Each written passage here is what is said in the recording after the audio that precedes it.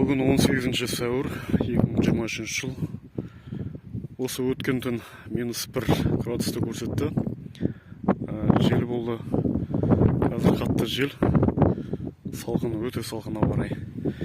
Енді қазір дуганымыздан ашып көріп отырық. Қияр негізі тез сүгіш болады. Суыққа тез ұрынып. Денесі 80-90% судан құралғаннан кейін.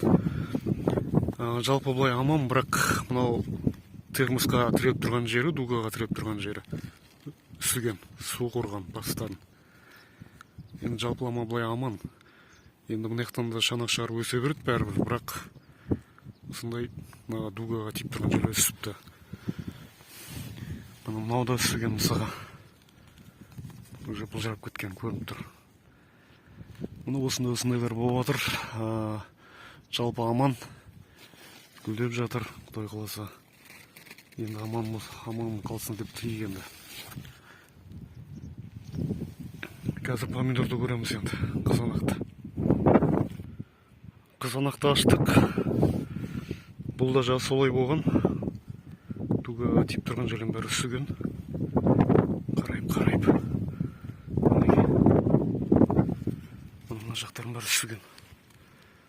Яғни термосқа тиіп тұрған жердің бәрі үсіген. Абылай жалпы аман. Аллаға мыңда бір шүкір. Бұған да шүкір, толық ысып кетпей тұр аман қалғанына. Алла диқаншылығымызға береке берсін.